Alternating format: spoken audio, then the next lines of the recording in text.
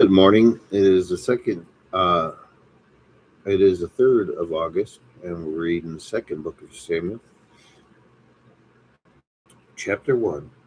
Now it came to pass after the death of Saul.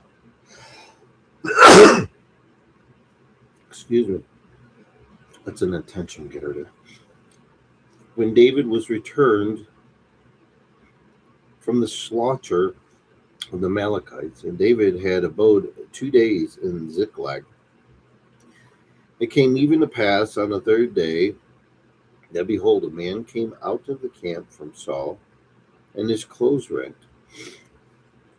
and earth upon his head. So it was when he came to David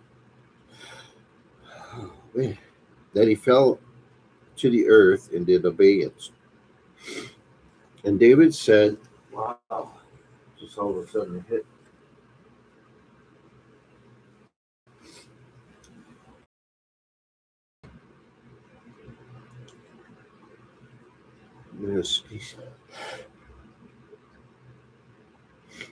And David said unto him, "From whence comest thou?" And he said unto him, "Out of the camp of Israel." Wow, where's that coming from?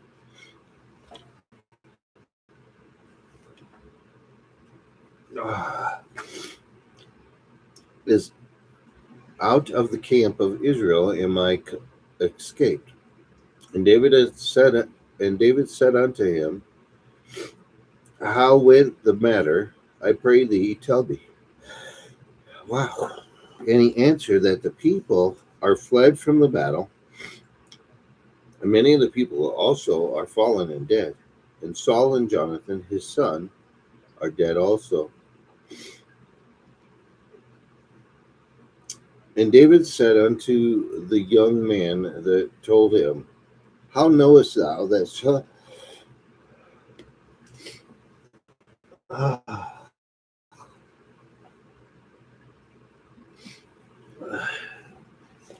and Jonathan, his son, be dead?" And the young man that told him said, "As I happened by chance upon Mount Gilboa, behold, Saul leaned upon his spear, and lo, the chariots and horsemen followed hard after him. And when he looked behind him, he saw me, and called unto me, and I answered, Here am I. And he said unto me, Who art thou? And I answered, I am an Amalekite. He said unto me again, Stand, I pray thee, upon me, and slay me, for anguish is come upon me, because my life is yet whole in me. So I stood upon him and slew him, because I was sure that he could not live after that he was fallen. And I took the crown that was upon his head, and the bracelet, and that was on his arm, and brought them hither unto my Lord. Then David took hold on his clothes and rent them, and likewise all the men that were with him. And they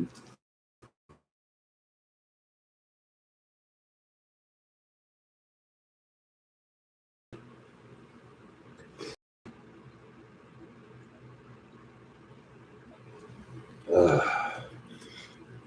Dear Lord, I pray whatever is hitting me all of a sudden with this sneeze attack to clear it out so I can read without interruption.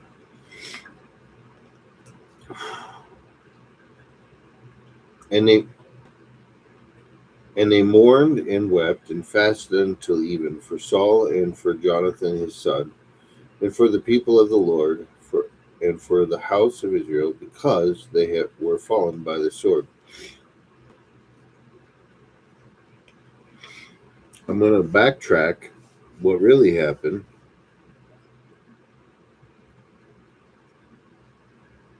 The archers did hit him. He was sore wounded of the archers. He didn't want to be deemed killed by the archers.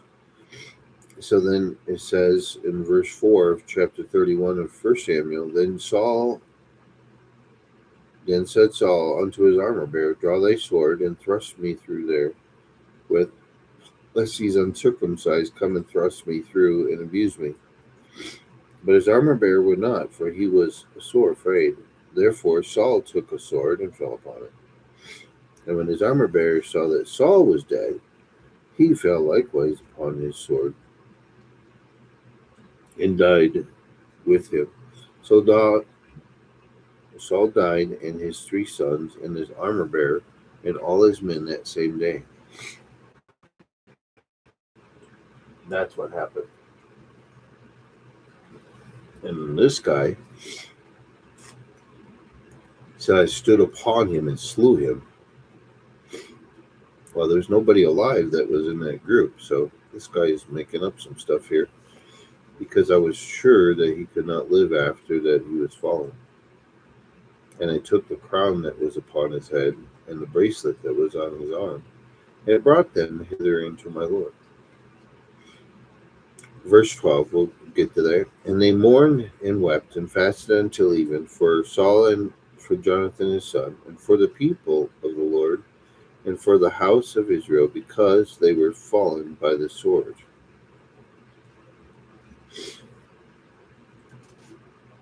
I mean, he was going to get killed, so it wasn't technically suicide, I don't think. Let's see.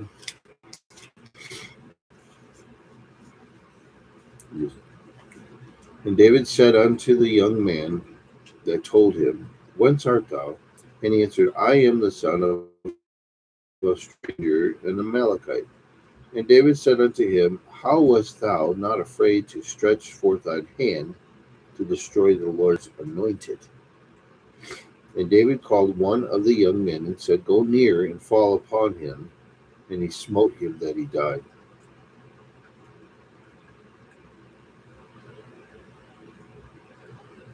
And David said unto him, Thy blood be upon thy head, for thy mouth hath testified against thee, saying, I have slain the Lord's anointed. And David lamented with this lamentation over Saul and over Jonathan's son. Also he bade them teach the children of Judah the use of the bow. Behold, it is written in the book of Joshua, The beauty of Israel is slain upon thy high places. How art the mighty fallen? Tell it not in Gath, publish it not in the streets of Ascalon, lest the daughters of the Philistines rejoice, lest the daughters of the uncircumcised triumph. Ye mountains of Gilboa, let there be no dew, neither let there be rain upon you, nor fields of offerings, for there the shield of the mighty is vilely cast away, the shield of Saul, as though he had not been anointed with oil. But the blood of the slain from the fat of the mighty, the bow of Jonathan turned not back, and the sword of Saul returned not empty. Saul and Jonathan were lovely and pleasant in their lives, and in their death they were not divided. They were swifter than eagles, they were stronger than lions. Ye daughters of Israel, weep over Saul, who clothed you in scarlet, with other delights, who put on ornaments of gold upon your apparel. How are the mighty fallen in the midst of the battle? O Jonathan, thou wast slain in thine high places. I am distressed for thee, my brother Jonathan. Very pleasant hast thou been unto me. Thy love to me was wonderful, passing the love of women. How are the mighty fallen, and the weapons of war perished. Chapter 2. And it came after this that David inquired of the Lord, saying, Shall I go up into any of the cities of Judah? And the Lord said unto him, Go up. And David said, Whither shall I go? And he said unto Hebron. So David went up thither, and his 2 wives also, Ahinoam and the Jezreelitess, and Abigail, Nabal's wife, the Carmelite. And his men that were with him did David bring up, every man with his household, and they dwelt in the cities of Hebron. And the men of Judah came, and there they anointed David king over the house of Judah. And they told David, saying that the men of Jabesh Gilead were they that buried Saul. And David sent messengers unto the men of Jabesh Gilead, and said unto them, Blessed be ye of the Lord, that ye have showed this kindness unto your Lord, even unto Saul, and have buried him. And now the Lord show kindness and truth unto you, and I also will requite you this kindness, because ye have done this thing. Therefore now let your hands be strengthened, and be ye valiant, for your master Saul is dead, and also the house of Judah have anointed me king over them. But Abner the son of Ner, captain of Saul's host, took Ishbosheth the son of Saul, and brought him over to Mahanaim, and made him king over Gilead, and over the Asherites, and over Jezreel, and over Ephraim, and over Benjamin, and over all Israel. Ishbosheth, Saul's son, was 40 years old when he began to reign over Israel, and reigned 2 years. But the house of Judah would follow David. And the time that David was king in Hebron over the house of Judah was 7 years and 6 months. And Abner the son of Ner, and the servants of Ishbosheth, son of Saul, went out from Mahanaim into Gibeah. And Joab the son of Zeruiah, and the servants of David, went out and met together by the pool of Gibeah. And they sat down, the one on the other side of the pool, and the other on the other side of the pool. And Abner said to Joab, Let the young men now arise and play before us. And Joab said, Let them arise. Then there arose and went over by number 12 of Benjamin, which pertained to Ishbosheth the son of Saul, and 12 of the servants of David. And they caught every one his fellow by the head, and thrust his sword in his fellow's side. So they fell down together, wherefore that place was called Helkath Hazraim, which is in Gibeah.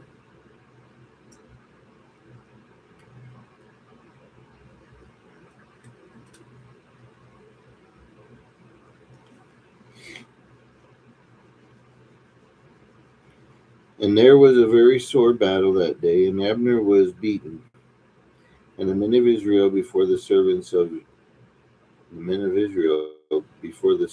David. And there were 3 sons of Zeruiah there, Joab, and Abishai, and Ashiel. And Ashiel was a light of foot as a wild roe. And Ashiel pursued after Abner, and in going he turned not to the right hand nor to the left from following Abner.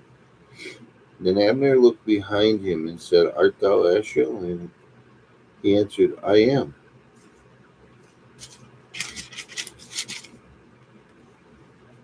And Abner said to him, Turn thee aside to thy right hand or to thy left, and lay thee hold on one of the young men, and take thee his armor.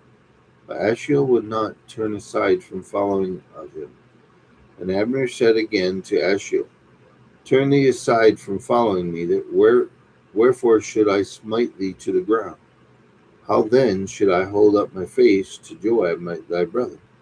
Howbeit he refused to turn aside, wherefore Abner with the hinder end of the spear smote him under the 5th rib, that the spear came out behind him, and he fell down there and died in the same place. And it came to pass that as many as came to the place where Ashiel fell down and died stood still. Joab also and Abishai pursued after Abner, And the sun went down when they were come to the hill of Ammah that lieth before Giah by the way of the wilderness of Gibeon. And the children of Benjamin gathered themselves together after Abner, and became one troop, and stood on the hill of a top of a hill. Then Abner called to Joab and said, Shall the sword devour forever? Knowest thou not that it will be bitterness in the latter end? How long shall it be then, ere thou bid the people return from following their brethren? Hi, Kitty. Oh, I love you. Claus. She hasn't been feeling. She was really um, unenergetic and scared me yesterday, but it seems like she's bouncing back. And Joab said, she doesn't still seem as strong as normal. And Joab said, As God liveth, unless thou hast spoken, surely then in the morning the people had gone up every one from following his brother. So Joab blew a trumpet, and all the people stood still, and pursued after Israel no more, neither fought they any more. And Abner and his men walked all that night through the plain, and passed over Jordan, and went through all Bithron. And they came to Mahanaim. And Joab returned from following Abner. And when he had gathered all the people together, there lacked of David's servants 19 men and Ashur. But the servant of David had smitten of Benjamin and of Abner's men, so that there 360 men died. And they took up Ashiel and buried him in the sepulchre of his father, which was in Bethlehem. And Joab and his men went all night, and they came to Hebron at break of day. Chapter 3.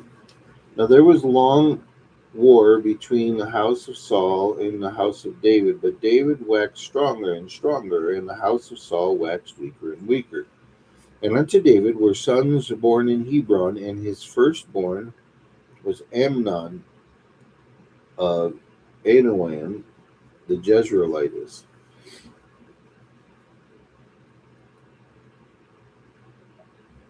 and his second Chileab of Abigail, the wife of Nabal Carmelite, and the third Az,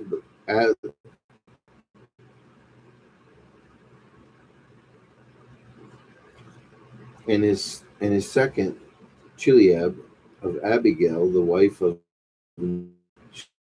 Shephatiah, the son of Ithream, by Elga, David's wife. These were born to David in Hebron. And it came to pass, while there was war between the house of Saul and the house of David, that Abner made himself strong for the house of Saul. And Saul had a concubine, whose name was Rizpah, the daughter of Ai. And the Ishbosheth said to Abner, Wherefore hast thou gone and unto my father's concubine? Then was Abner very wroth for the words of the Ishbosheth, and said, Am I a dog's head, which against Judah do show kindness this day unto the house of Saul thy father, to his brethren and to his friends, and have not delivered thee into the hand of David? But thou chargest me today with a fault concerning this woman. So do God, to Abner, and more also, except as the Lord has sworn to David, even so I to transfer the kingdom from the house of Saul, and to set up the throne of David over Israel and over Judah, from Dan even to Bathsheba. And he could not answer Abner a word again, because he feared him.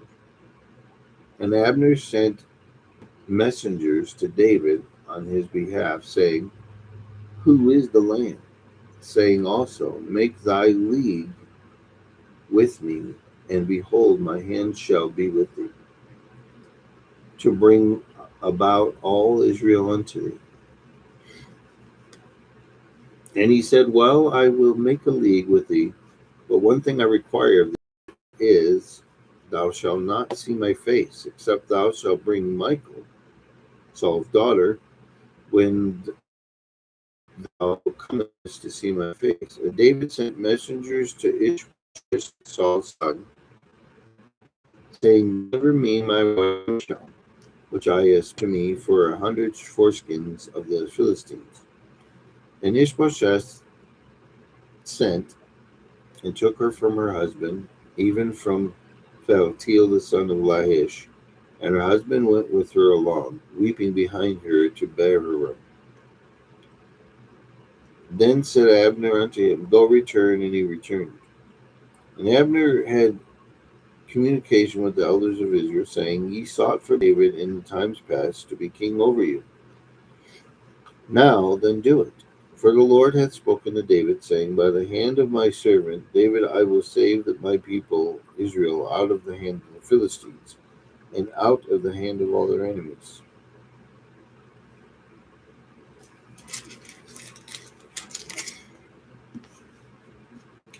And Abner also spake in the ears of Benjamin, and Abner went also to speak in the ears of David in Hebron all that seemed good to Israel, and that seemed good to the whole house of Benjamin. So Abner came to David to Hebron, and 20 men that were with him a feast. And Abner said, go, and will gather all Israel to my lord the king, that they may make a league with thee, and that thou mayest reign over all that thine heart desireth. And David sent Abner away, and he went in peace. And behold, the servants of David and Joab came from pursuing the troop, and brought in a great spoil with them. But Abner was not with David in Hebron, for he had sent him away, and he was gone in peace. When Joab and all the host that was with him were come, they told Joab, saying, Abner the son of Ner came to the king, and he hath sent him away, and he is gone in peace. Then Joab came to the king, and said, what hast thou done? Behold, Abner came unto thee. Why is it that thou hast sent him away, and he is quite gone? Thou knowest Abner the son of Ner, that he came to deceive thee, and to know thy going out and thy coming in, and to know all that thou doest. And when Joab was come out from David, he sent messengers after Abner, which brought him again from the well of Sarah, but David knew it not. And when Abner was returned to Hebron, Joab took him aside in the gate to speak with him quietly, and smote him there under the fifth rib, that he died for the blood of Ashel, his brother. And afterward, when David heard it, he said, I and my kingdom are guiltless before the Lord, forever from the blood of Abner the son of Ner. Let it rest on the head of Joab and all his father's house, and let there not fail from the house of Joab one that hath an issue, that is a leper, or that leaneth on a staff, or that falleth on the sword, or that lacketh bread.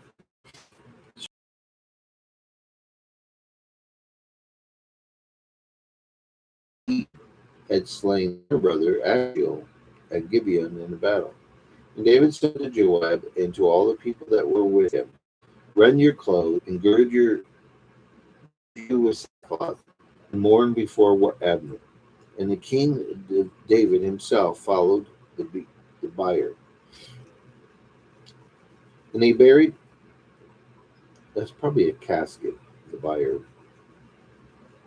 or the entourage. Okay, verse 32. And they buried Abner in Hebron, and the king lifted up his voice and wept at the grave of Abner, and all the people wept. And the king lamented over Abner and said, Died Abner as a fool dieth? Thy hands were not bound, nor thy feet put into fetters. As a man falleth before wicked men, so fallest thou. And all the people wept again over him. And when all the people came to cause David to eat meat while it was yet day, David sware, saying, So do God to me, and more also, if I taste bread or aught else, till the sun be down. And all the people took notice of it, and it pleased them, as whatsoever the king did pleased all the people. For all the people and all Israel understood that day that it was not of the king to slay Abner the son of Ner. And the king said unto his servants, Know ye not that there is a prince and a great man fallen this day in Israel? And I am this day weak, though anointed king, and these men, the sons of Zariah, be too hard for me. The Lord shall reward the doer of evil according to his wickedness. All right. If you haven't accepted Jesus Christ as your personal Savior, what are you waiting for? God created us. He loves us. He wants the best for us.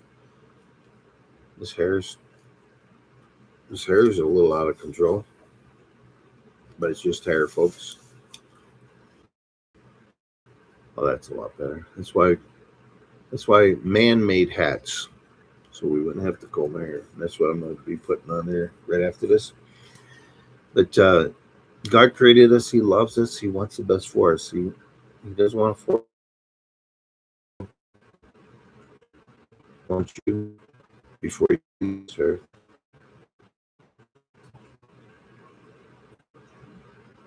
To understand you're a sinner in need of a Savior. And He has provided for us in the birth, the life, the death, and the resurrection of Jesus Christ. All you have to do is say yes to Jesus today, turn away from your sins, and you are on your way to heaven for eternity after this life, which I encourage you, don't put it off. Drop what you're doing. Get right with God. Talk to God. He wants to hear from you. Ask for forgiveness for the sins. We're all sinners. There's no other way to heaven other than through Jesus Christ.